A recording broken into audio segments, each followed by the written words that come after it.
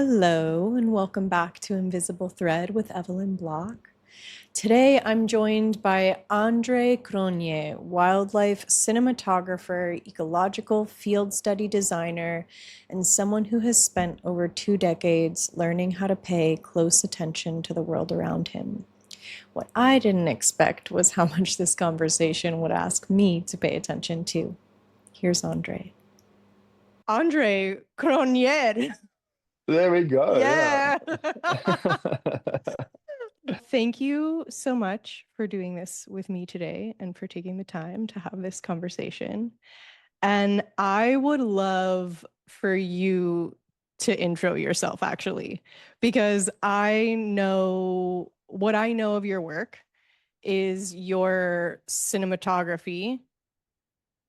Yeah. Yeah. How would So you define it?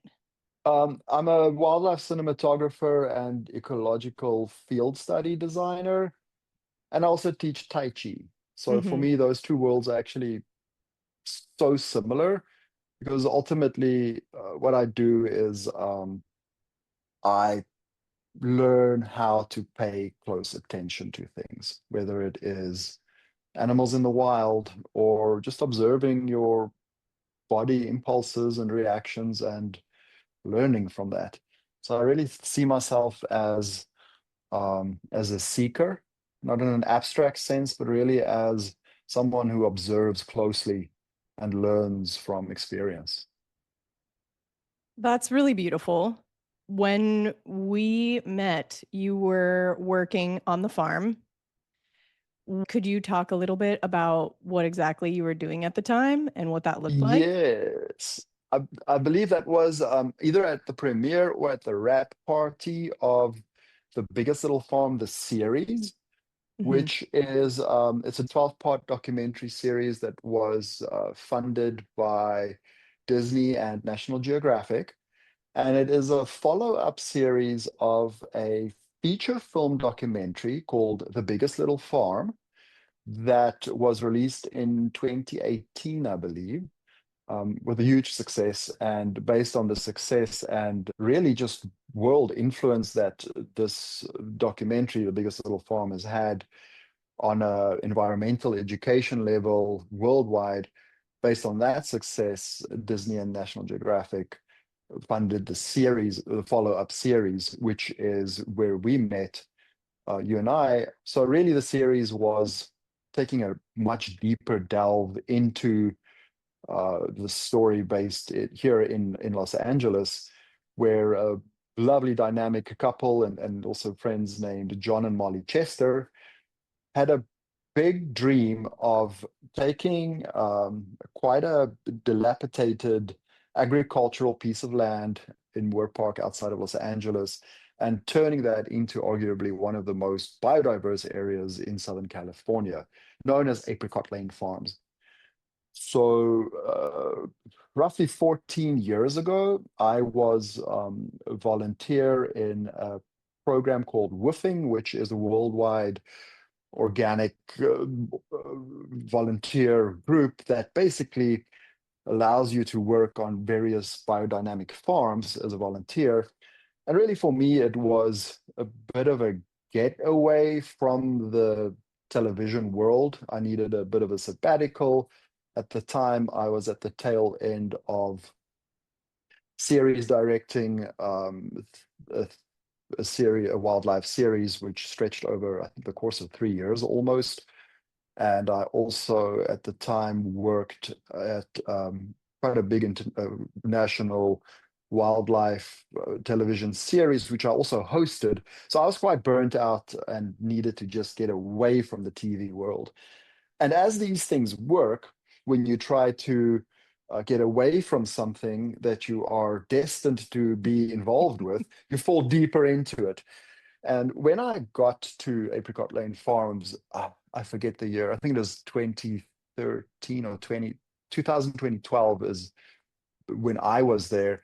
And it was in the early founding years of the farm. And so did the founder, John Chester, who is a successful documentary producer and television director, was also trying to get out of the world. And he thought he would peacefully be involved in farming.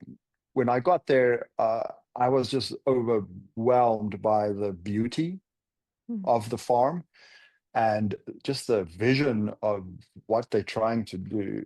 I was fascinated by the scope of their vision in turning this dry piece of agricultural land into um, this rich biodynamic farm that they had envisioned, and instinctively just wanted to film this and document the process. Uh, Now, convincing someone that doesn't want to do film right now that you should be doing this can be quite hard. But thank goodness for John Chester, who believed in me and said, just do it, probably to get me out of his hair. I started in my volunteer time there to document the process of the farm. And I also had to find a way to figure out if what they are doing is working. Is reintroducing a biodiverse system into this monoculture farmland, is it going to work? And how do you measure, does it work or not? So that's where the ecological field study and research part of a lot of my work comes in. Uh, my project that I worked on as a volunteer were Cocky Campbell ducks, which they introduced on the farm to basically eat snails in the lemon orchards. So it's really introducing a predator or a wildlife predator into the agricultural world as a natural pesticide. Now, does this work or not? My job was really to feed the ducks and put them in their coop at night and release them in the morning, which is not very exciting after 2 or 3 weeks. But I saw something there which to me was just a beautiful experience. And it was the curiosity of, is this process working?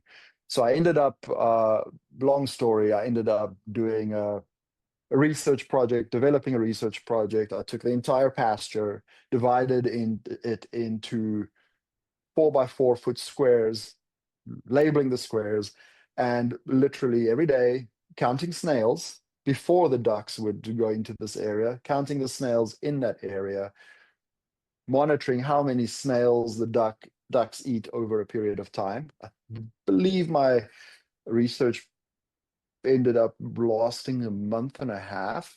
So I counted a lot of snails, and over that period of time, figured out how many snails the ducks actually do eat and figuring out if they are actually effective as a natural pesticide. I believe the number came down to 35,600 snails that they consumed. The number was used in the documentary. I filmed the process, of course.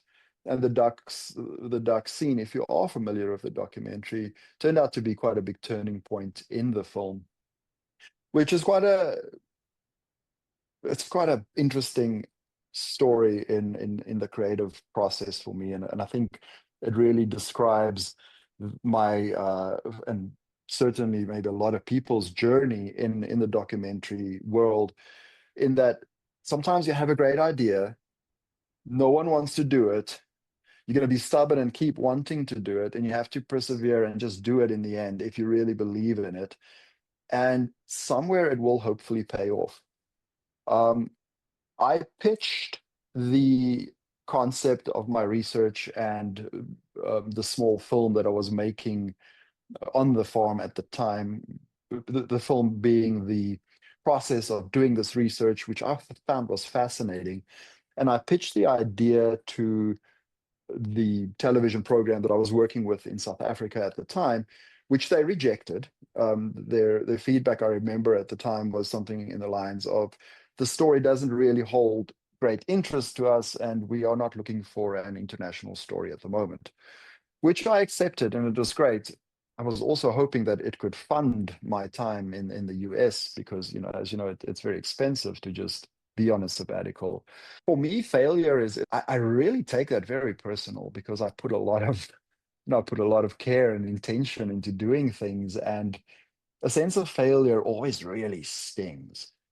It took almost a decade for me to realize that this work I've done, which I have seen and written off as a failure, turned into arguably one of the most important environmental documentaries in that educational world of its time. And I was not aware that The Biggest Little Farm was released and had the success that it did until a few years ago. And I was really just blown away by the success of it. And, obviously a lot of credit, all the credit to the director and the team that put this great documentary together. So it's a long background story, and a lot of it has to do with perseverance and just, really doing the work and not giving up. I think that's really where we met and how the 12-part series, which will be released very soon, has come about. Do you know when? Can you share when? I believe it will be fall this year. Okay, I can confirm that, and you can maybe share it in the show notes, but I believe it sure. will be in fall. Yeah. Incredible. Incredible. Mm. What an arc of a story. I had no Yes, idea that that started with you woofing. it did. Yeah, and again, it was really an attempt to just get away from filmmaking and just everything that involves in it. But unfortunately, you can't. Once that's in your system, it's very hard not to think in that way and not to want to film things and tell those stories. Yeah, but what you're saying as well, your training, your practice for everything that you do is noticing things. And so for you to be present enough with yourself to kind of stick to something that's unfolding real time and let it play out because things happen and you can walk away or change your mind, take a different turn, but you stuck it out. And in the end, now you have this really beautiful full circle kind of experience in this place. Yes, I think it's a very good example of um, just really planting a seed and keep watering it and being patient. A lot of resilience, and I think also just sometimes you have to be stubborn if you really believe in something, and willing to be, dare I say, sometimes willing to make a fool of yourself. Mhm. It happens. Totally. Crawling around on your knees, counting snails.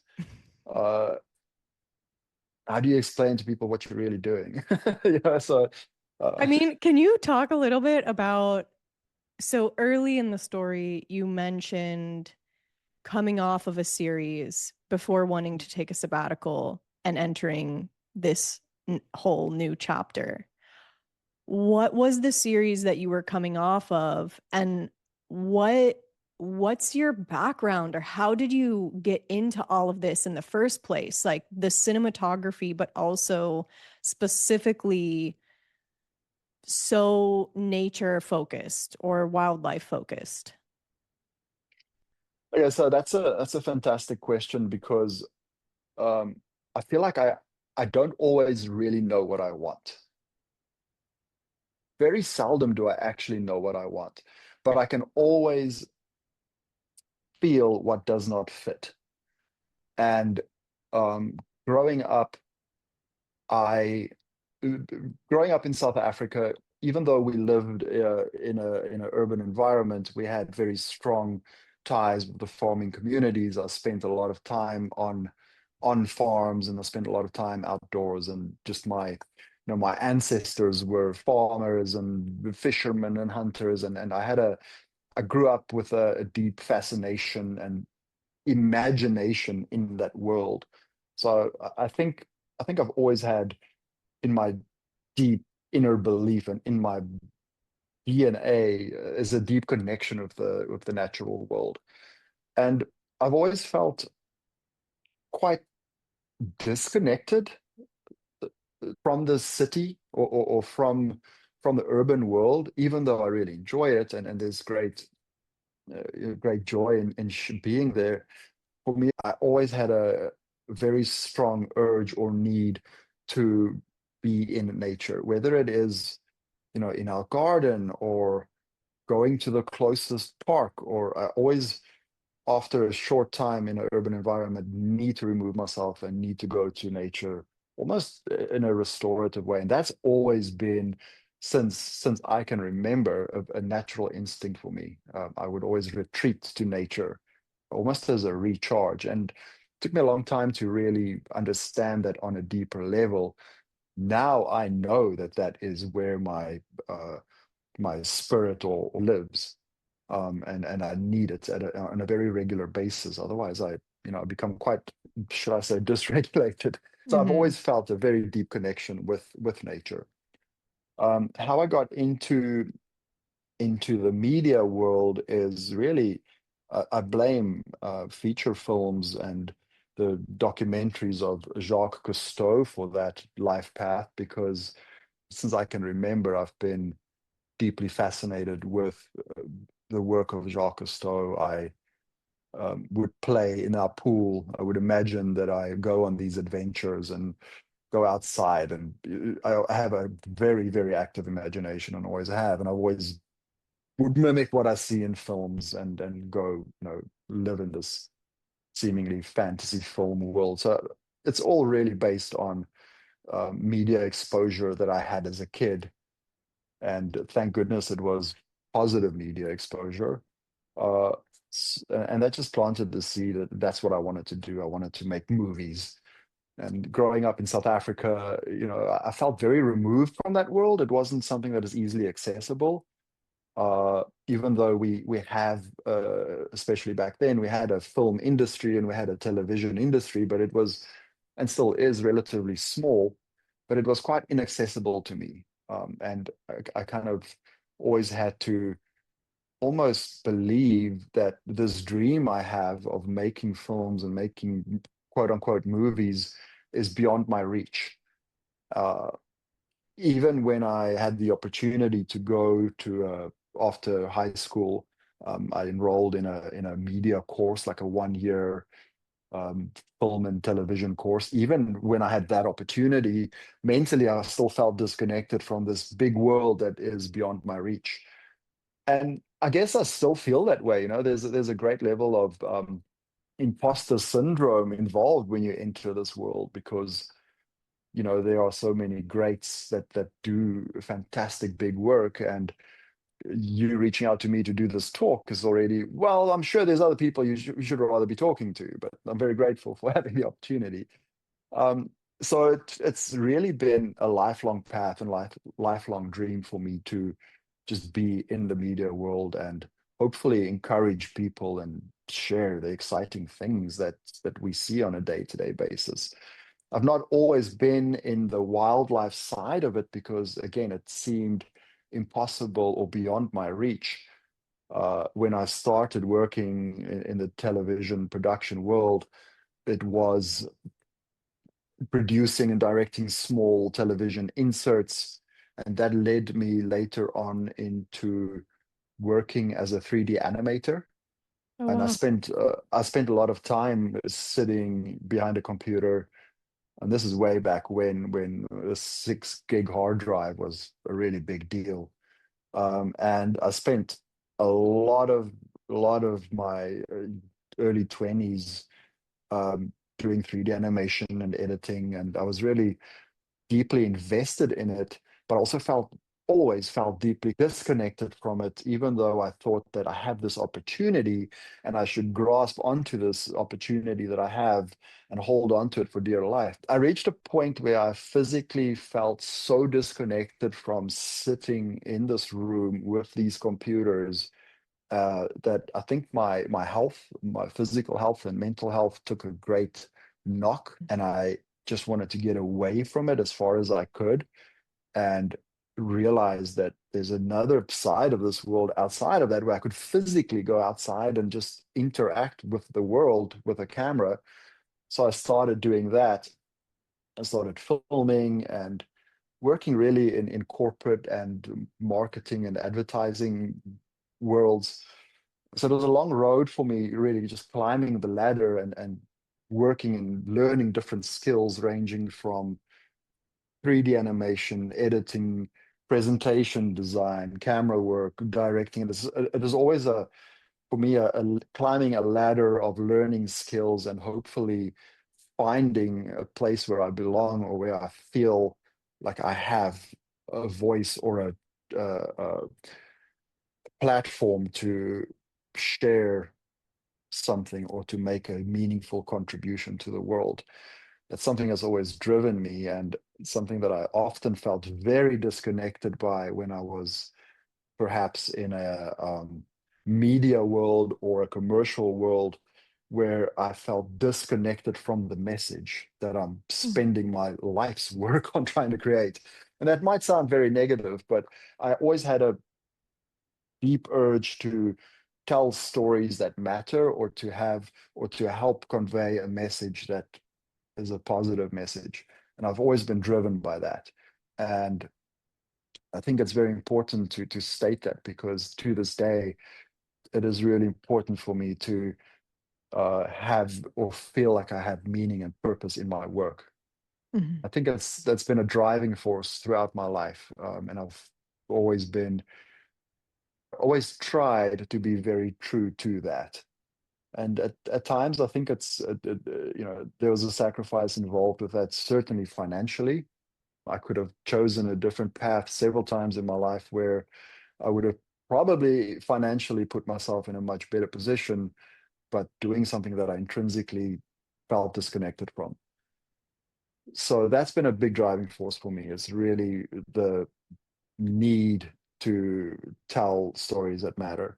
Mhm. That has led me on a long path to doing documentary work and meeting people that were driven by the same path. And that's, I think, in any documentary film media world, probably the most important thing is the people that you work with because you spend so much time together and you're so deeply invested in creating this story that the bond you build with these people are, in my life certainly, it's been critical and it's a lifelong bond.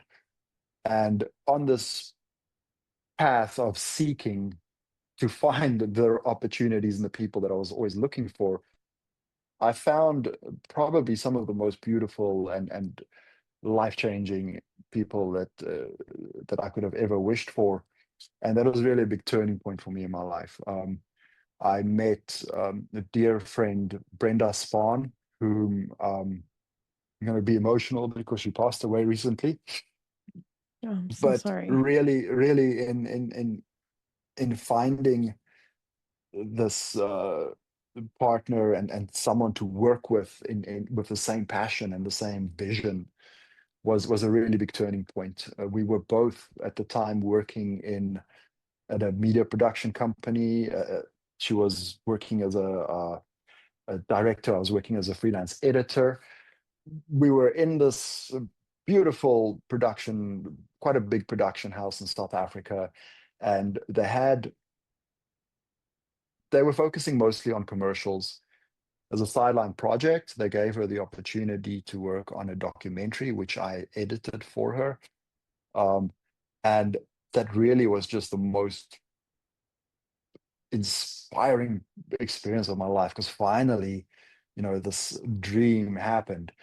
And that was a big turning point in both of our careers. We decided to eventually leave this production company and went freelance and started building our own documentary work and just doing freelance work that was more aligned with what we were originally doing, which was it's a really big step in taking that risk, having people that you trust and taking that risk with. And I think honestly that just detaching from the fear of being safe.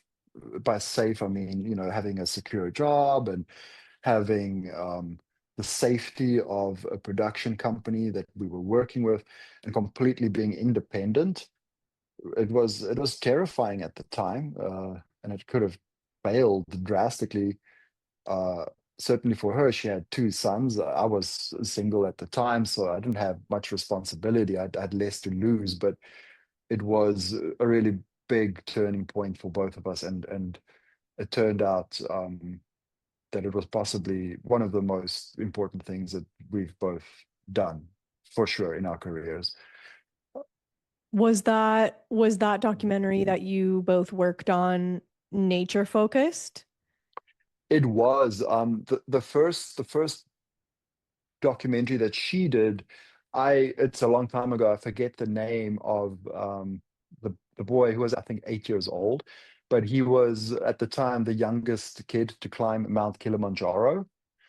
Wow. Joshua was his name, just came to me. And the documentary was basically on his journey with his grandfather and father, who were both mountaineers, and he wanted to follow in their footsteps. So it was the journey of this young man um, climbing Mount Kilimanjaro with his grandfather and his father. That was the first one we did. We also did a project once we went independent. I think another project that was life changing for me was it was a project really focusing on the dolphin human interaction. And there's an organization in Mozambique in Southern Africa that is called Dolphin Encounters. And at the time, they did a lot of research in dolphin identification, but also very specifically, they focused on dolphin human interaction and the healing aspect behind that. There's a lot of studies done on the healing potential that dolphin interactions have on humans, both physical and emotional. And whilst working on this project, we met with a dear friend of ours, Robin Kress, and just condolences to the Kress family because Robin, who was 16 at the time, was now obviously a young man, has also passed away. So there's a lot of loss in this story that I'm about to tell you. Robin was born with cerebral palsy, and through the organization Reach for a Dream, he one of his biggest dreams was to swim with dolphins, and this is where we met him. It was through Reach for a Dream. We did not know that he was coming there. We were doing our own research work with the dolphins at the time. And we met Robin and obviously filmed his process for him while we were there, became really close friends. And I later also mentored him into becoming an active member in the television film world. He became an editor. It was a beautiful relationship that we had. Um, and again, well, sadly, he also passed away, I think in the same year as Brenda did. Um, but witnessing the animal human interactions that we've had throughout the years and just different projects for me has always been a very healing experience, and it's always been a great inspiration for sure. So the stepping stones of just going through different projects led us to working for a bigger uh, startup documentary company called Earth Touch. They are still quite active today in the documentary world. I started working for them as an editor and later series director of a television series called Wild Touch, which was quite groundbreaking at the time. We did it was a weekly program, broadcast Monday to Friday, half-hour program per day, and most of the wildlife stories that was featured on the show was filmed either 36 hours or 48 hours prior to it being broadcast. So it was very immediate.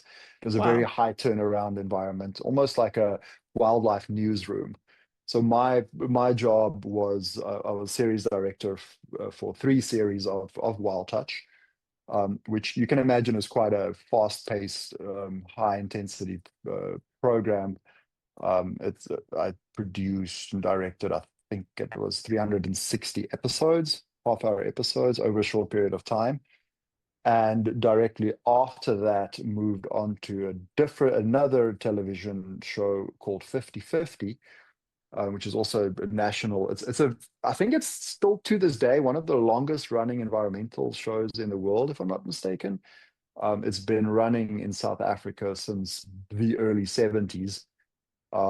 And my role on that was I was the series, like the studio host, and I also had produced various segments, environmental segments. So there's a lot of environmental journalism involved with that. There was a lot of research involved, and also a lot of just public appearance, being a studio host, and often having to engage in public speeches. It was certainly for me a highlight in my career. Definitely one of the also great honors to have been involved with that program to that level. But it also came at great energy expense and also emotional expenditure for me. Over time, it became quite. I was quite burnt out by the time that I needed the sabbatical that brought me to the United States.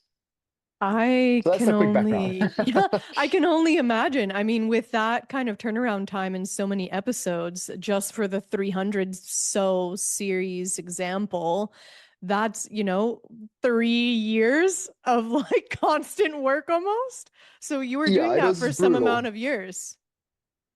Yes, obviously we had a really good team, a big team behind us. Not a massive team, Hmm. definitely not to the scale that you would have access to here in the US. But we had a good team, and it was a really exciting project. But of course, it comes with great a lot of energy. And I think it's really important also to just stay in the circling back to the importance of recharging in nature, having that nature quiet time, that connection, that real connection that I certainly seek in life. Even though working so closely on an environmental show, that show specifically, most of your time or my time was spent running between 5 or 6 different edit suites, um, occasionally stepping outside to film shorter stories or presenter links. But essentially, I was telling uh, stories that connect us with nature without having the opportunity to connect with nature myself or to have the recharge time that I needed. And I think that was a very clear message for me that you, my friend, need to go outside Mm. and not be indoors right now or ever again. At the time is what it felt like. Which for me was a big turning point in wanting to move away from definitely the post-production side and focus more on cinematography and directing outside of the office, which was a really big turning point for me in how I'm going to do the second part of my life, for sure. Was the cinematography piece, did that happen for the first time in the US, or were you doing some of that already in South Africa before you left? No, I've always had um since early on in my journey, I've always had a camera, and I was always filming something. It was a big part of just my uh, a big part of my I like kind of multitasking.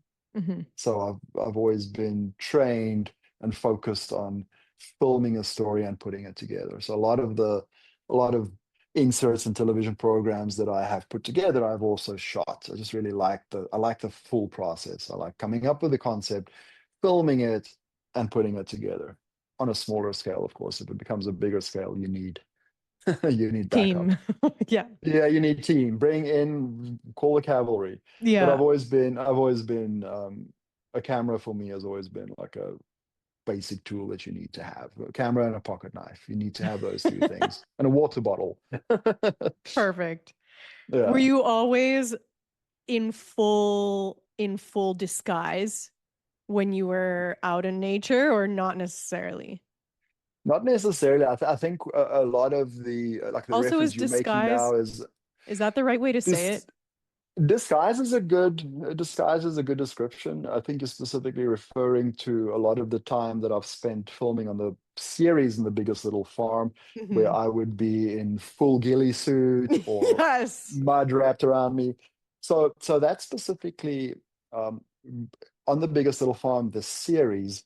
My focus was mostly on capturing and filming the wildlife predator movement on the farm, which was mostly things like coyotes, badgers.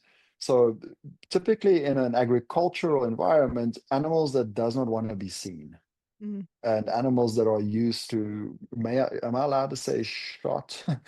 In an agricultural environment, these are animals that are very aggressively to this still being persecuted by farmers. So coyotes, for example, in an ag world, do not they do their best to avoid humans Mhm. because they're used to being shot or shunned at least.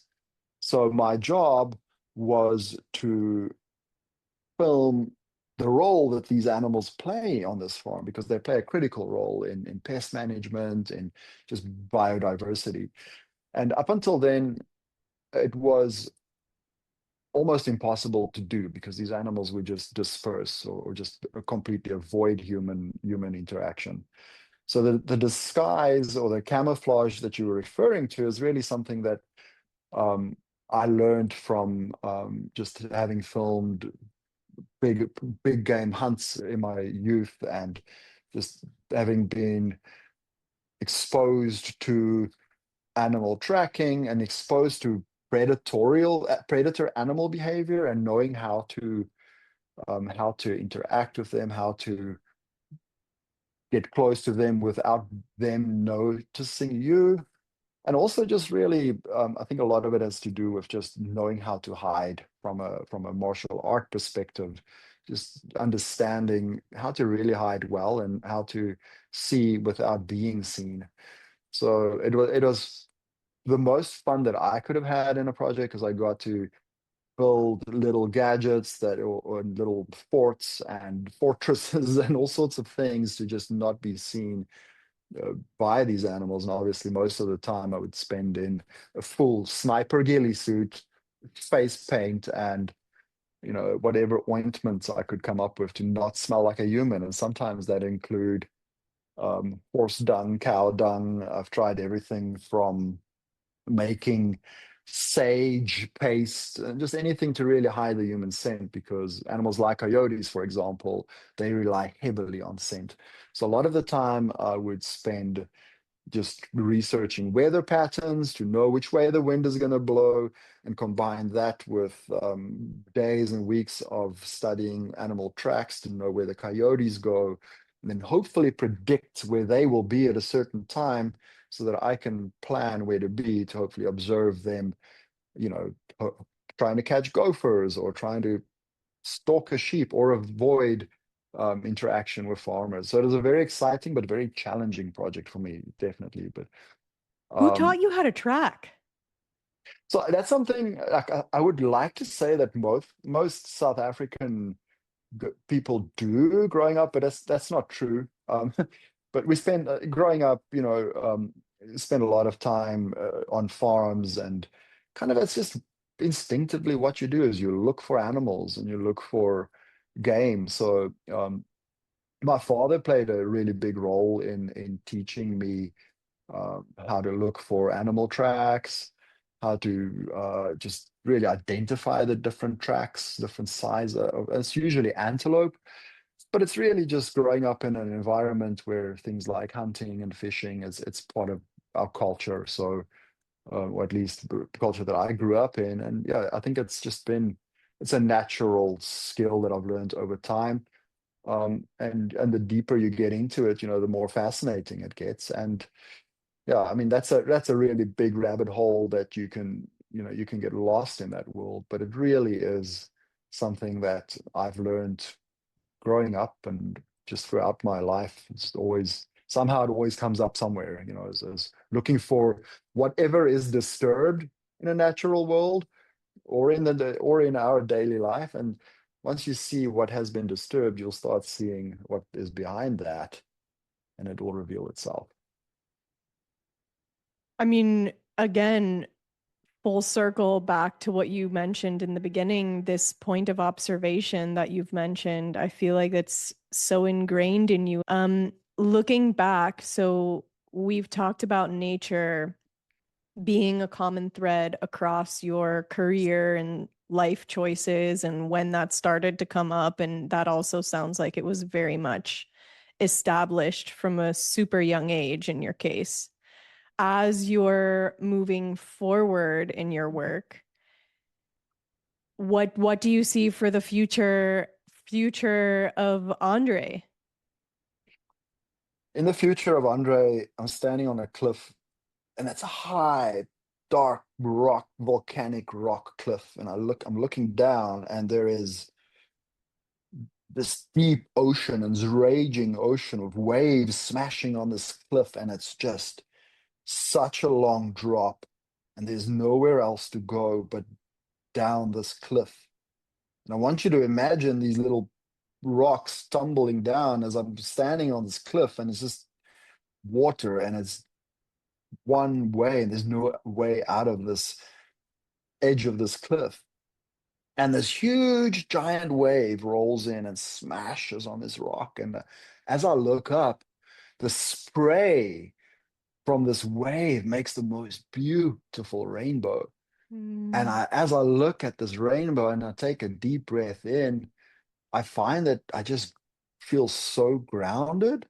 Even though I'm on the edge of this cliff and my feet suddenly, a moment ago, I was about to fall down this cliff, and suddenly my feet are just grounded and I feel balanced. And the more I look at the rainbow, I start seeing what's around me.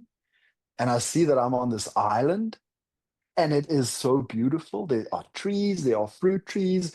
I have all these beautiful people around me, and their faces are just lit up with love and joy.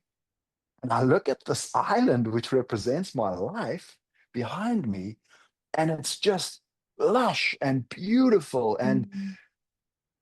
so many trees, trees that have grown over years and years and years. And I realized that, the future is not this drop into a deep, dark hole. The future is unlimited beauty and just blessings. How does that tie in with today?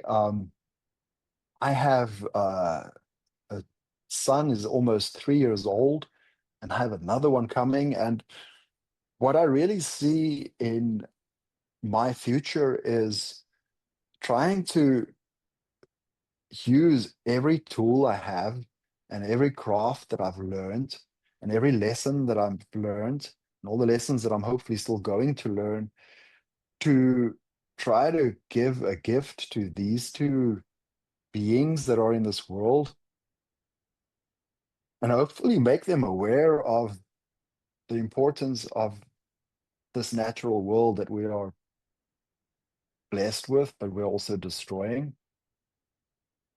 without Mhm. it being a message of doom and gloom, without it being a message of the end of the cliff.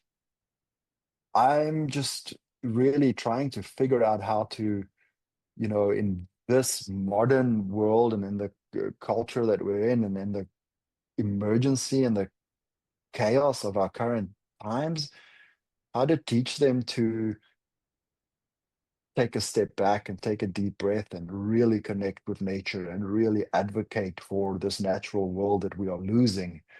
And if we lose that, we're losing the essence of what we are, because I really believe that in our deepest inner beings, we are wild. We are, yes, we are very refined and very cultured, but deep inside we are wild, and we belong in this wild. And once that is removed, or once we do not have a connection of that world anymore, I don't know what's going to happen to us. Mhm. So that's really where I am at the moment, is I'm trying to just really navigate all the tools that we have access to, and there is AI, and there is so many beautiful things that we have to use, but those tools can also deeply disconnect us from the one thing that we really need to remain connected with. So that's what I see in the future of Andre, is really trying to solve yet another mystery. Yeah. And right now I'm doing that by observing, just deeply observing my own behavior, my own past. So thanks for asking all these questions, because it was nice to reflect on what brought me here and where to go next. And yeah, and just really trying to figure out how to use all those stepping stones in building a path for these next generations, who I believe really need good guidance. And I think I have no doubt that the youth of today and the generations to come are going to do a much better job at preserving this world than we did. What a vivid image that you drew of just your life and its bounty. That's a really incredible meditation to sit with. I felt like as you were describing it, you talked about your teaching Tai Chi now. It felt Yeah. like a pose as you were describing like yourself being grounded and your feet being on the ground and like where your attention is going and being able just to be really present in your body in that moment, even as a visualization practice. Um, yeah, that's just a really beautiful perspective to share when you are facing something that might seem quite daunting or challenging, and instead taking a moment to reorient yourself in a moment to see the bigger picture. That's really valuable. That's a good reminder for me that I'm going to take with me moving forward. But I also wanted to ask how you define success for yourself amidst all of this. That changes, on a day-to-day basis. I've and I'll probably give you a different answer at different stages in my life. But for me, today, success is really being able to slow down, take a breath, and just being present. And sometimes just doing that in the world we live in, for me, is a really big achievement. Mhm. But on a bigger scale, I really believe success is being able to fulfill or achieve goals, whether they are large or small.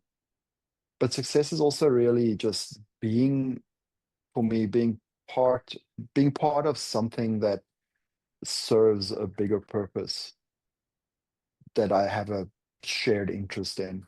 That's always been, it's always been a big goal for me, is to find and connect with people that inspire me, and really to do that and then to do something with people like that, for me, is a really big measure of success. And I think really just conveying the message is success for me. Someone coming back to me and saying, hey, you really taught me something that changed my life, or this practice we do every day really is helping me. I'm working with a group, teaching Tai Chi to a group at the moment that are ranging ages from between 70 and 80, and they are very challenged with their, physical abilities. The feedback that I've got from them was that they have increased mobility, mental stability, and calm. And just getting feedback like that for me is a huge success. Amazing. So you just defined what success was for you, and I wanted to ask what advice you would give your younger self. Phew, I saw that question in your notes that you sent me, and obviously the list of self advice is always endless. Of course. But I think with regards to our career paths, that's kind of where what I'm focusing on for now in this conversation. I would advise myself to be very specific and very adamant about finding good mentors. Hmm. That is something that I've certainly experienced the good and the bad of. And I think it's, especially being young and impressionable when you are in a competitive world like the media world is. I think really having good mentors are critical, that would be, if I could sit down with myself and have a conversation about that, it would really be, it would start with that. Do you I feel like think your mentors have found you or you have found them? that's a very good question. Probably a little bit of both. Um, but it's really also, I think, often been, like I mentioned earlier, I don't always know what I want, but I can feel what doesn't work. And for me, it's really been, as a lot of things in life, it really is very much a situation of circumstance. Mm. Um, you know, kind of, in my case, certainly, often you uh, off, and I kind of see it as a skill. You work with what you have and do the best with what you've got, and move on from there. Uh, but in terms of mentors, I, yeah, I've been very fortunate to have really good mentors for the most part. But I've also experienced very negative mentorship without knowing it. Mm. And I think for any young person, knowing what to look for in a mentor, and what to, or just understanding the tools and how to really filter out the mentorship versus a level of intensity in the creative world. For example, a mentor that that I of mine at a time would describe creativity as insanity, and that was kind of his in many ways that was his identity. Was creativity is insanity. It is chaos. It is disorder. It is um, verbal abuse. It is an unhealthy, unsafe environment. And it's not that. I certainly do not believe that it is that. And it took me a long time to understand that and to learn that. Um, I understand to a large degree the effectiveness of, the mentor antagonist role that great mentors can play. I often think of the character Pai Mei in Tarantino's masterpiece, in my opinion, Kill Bill, where this mentor was just a complete antagonist, but he had this skill with these techniques that he would teach his students. But the gift of his teaching comes with, you have to endure his abuse, and The price of sacrifice. the sacrifice that you pay. And in the story of Kill Bill, Pai Mei eventually gets assassinated by one of the students who is one of the assassins in the film. Um, and I kind of often look at it. I'm like, well, he was quite a was quite a nasty character. But I think Tarantino did a great job in juxtaposing the two mentors. Bill, the mentor of the group, uh, engaged with his group in a very caring way, in a emotionally connected way. Whereas if this other teacher, the mentor antagonist, Pai Mei, that he would send his students to were the opposite, and I think it's a great example of just really understanding the difference between a mentor that is healthy and a mentor that could still teach you a lot of things, but should be um, filtered, if I could say that. And that's definitely something or a tool I would like to have given myself in the past. Is really understanding to which extent to filter out personalities just on my own journey and take the lesson without adopting personality necessarily with that.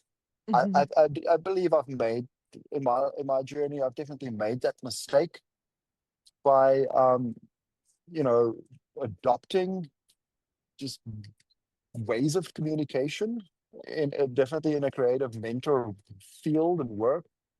And yeah, I would definitely caution my younger self, against um, you know, monkey see, monkey do, if I could use that analogy. I've definitely since seen much better ways of greater mentors communicating in a much better way versus a lot of the communication and just verbal abuse that I've been exposed to, not always, but definitely in times, and adopting that.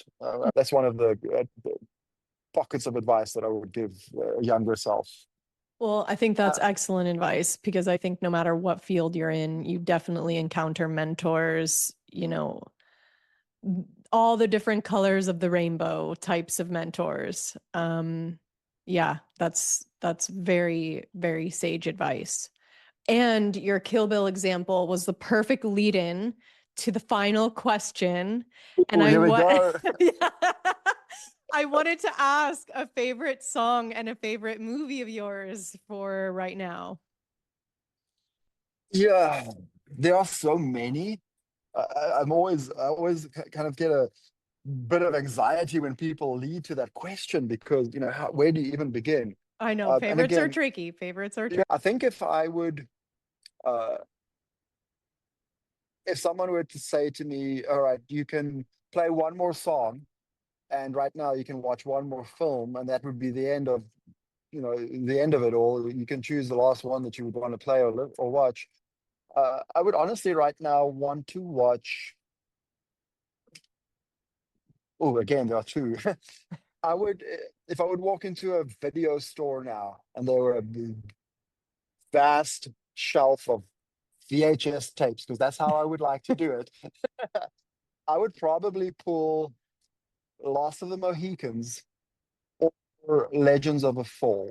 I would go with Legends of a Fall. That would be the film that I would say is the one film that I think has really touched me the most. And if I were to only ever watch one film again, I think that would be it.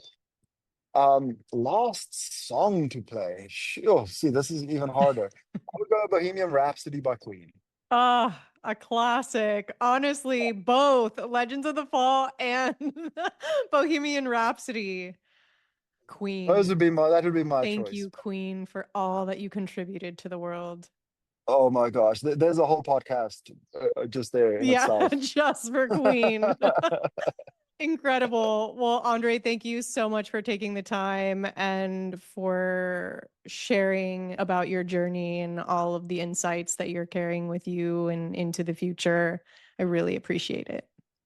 Awesome, and thank you for your time, and good luck putting it all together. I can't wait to hear it.